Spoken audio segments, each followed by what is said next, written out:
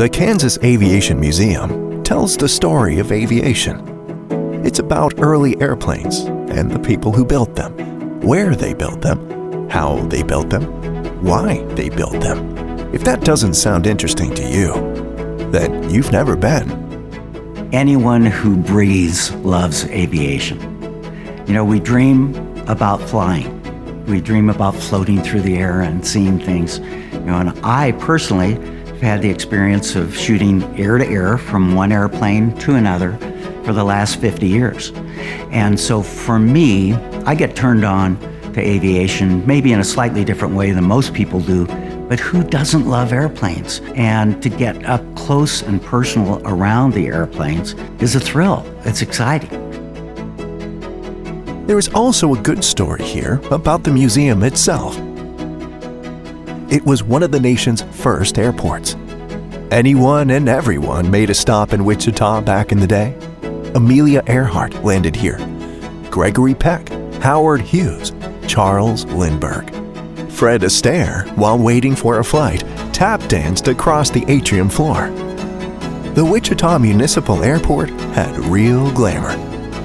This building is a beautiful Art Deco building funded by the WPA projects in the 1930s. They began construction in 1929, but then of course the Great Depression hit, and when that took place, funding dried up, and so they weren't able to actually complete the building for a number of years. So it took a little while. We got there, we got the building open in 1935, but you see the Art Deco preservation within it, whether it's the terrazzo tiles that we have in here, whether it's the decor on the ceiling, or whether it's the 11,000-pound mural on the front of the building made from a Wichita product called Cartholite. That mural out front has never been touched up in terms of paint because it does not need it. Its preservation ability keeps us from having to paint that. So there's so many neat architectural pieces in here that are really just worthwhile. Constructed in 1935, the Art Deco style building remains a real beauty.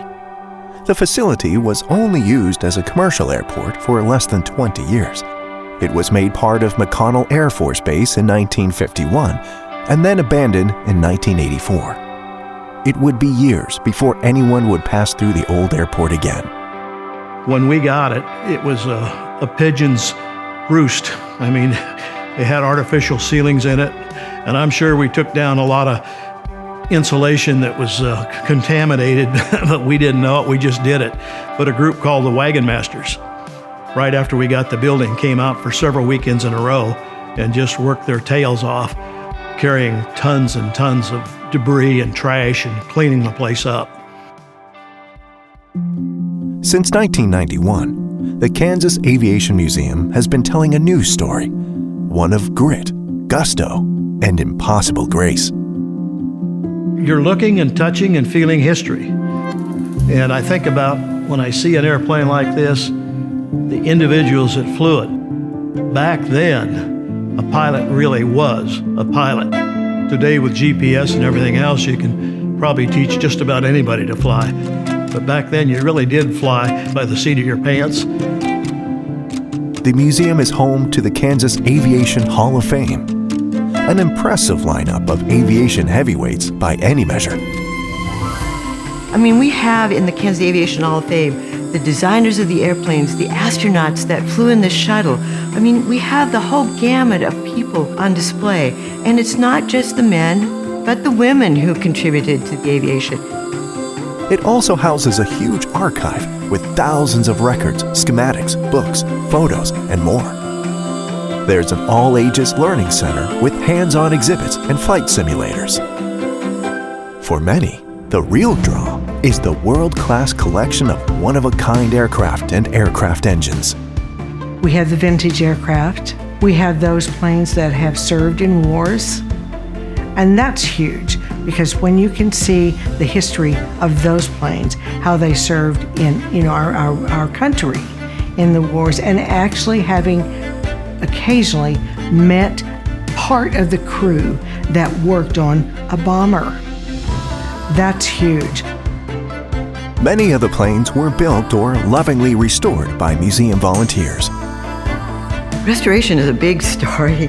Sometimes you get pieces and parts, a rusted shell of of a fuselage truss, and there's a nameplate that goes with what this truss would be. And the volunteers have to take that and go back to the original plans that exist on this airplane and basically build the airplane almost as if it were in the manufacturing facility, and build it basically from the ground up, only knowing that they've got maybe pieces and parts of the airplane to make it come to life so we can see what the designers meant for that airplane to look like. The aviation story in Kansas is aviation's story. The dreams, dedication, innovation, and work ethic that allowed us to soar to new heights. No one tells this story like the Kansas Aviation Museum. It goes beyond just the story of aviation as a whole when we look at it in a macro view. When you bring it down to a micro view, you realize that pretty much everybody in this community has somehow been touched or affected by aviation. So it's not just a big picture view, it's really the view of protecting history that affects every single Wichitan.